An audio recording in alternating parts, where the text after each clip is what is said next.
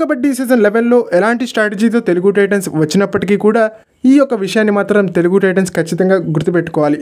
ఈ స్ట్రాటజికల్ ఎర్రర్ని మాత్రం మరోసారి రిపీట్ చేయకూడదు తెలుగు టైటన్స్. ఇంతకీ ఆ స్ట్రాటజికల్ ఎర్రర్ ఏంటి?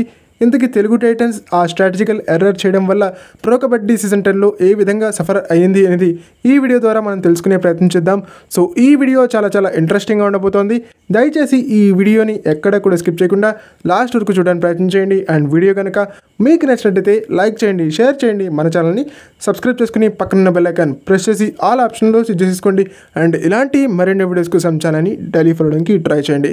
ఇంతకీ తెలుగు టైటన్స్ చేసినటువంటి ఆ స్ట్రాటజికల్ ఎర్రర్ ఏంటి అంటే కనుక ఎక్కువ సార్లు ఆల్అవుట్ అవ్వడం అండ్ తక్కువ సార్లు ప్రత్యర్థులని ఆల్అవుట్ చేయడం అని చెప్పాలి. దీనివల్ల మీ పర్ఫార్మెన్స్ అనేది తగ్గిపోతుంది. అలాగే మీ ప్రత్యర్థుల యొక్క పర్ఫార్మెన్స్ అనేది డబల్ అవుతుంది. వాళ్ళు రెట్టించిన ఉత్సాహంతో బాగా పర్ఫామ్ చేసేటువంటి అవకాశం ఉంటుంది. మీరు నిరాశ నిస్పృహలతో పర్ఫామ్ చేసేటువంటి అవకాశం ఉంటుంది. దీంతో మీకు నెగిటివ్ రిజల్టే మ్యాచ్లో లభించేందుకు అవకాశాలు ఉంటాయని చెప్పాలి. సో ఈ నేపథ్యంలో ఈ విషయాన్ని దృష్టిలో ఉంచుకుని తెలుగు టైటన్స్ వచ్చే సీజన్ కోసం ఈ మిస్టేక్ని చేయకూడదని నేను భావించడం జరుగుతోంది.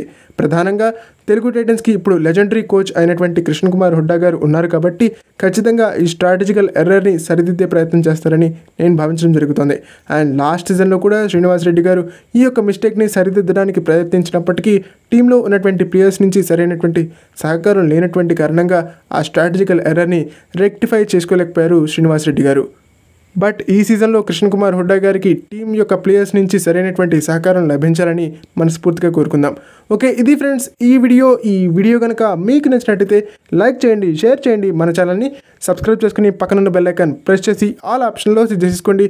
అండ్ ఇలాంటి మరిన్ని వీడియోస్ కోసం ఛానల్ని డైలీ ఫాలో అవడానికి ట్రై చేయండి.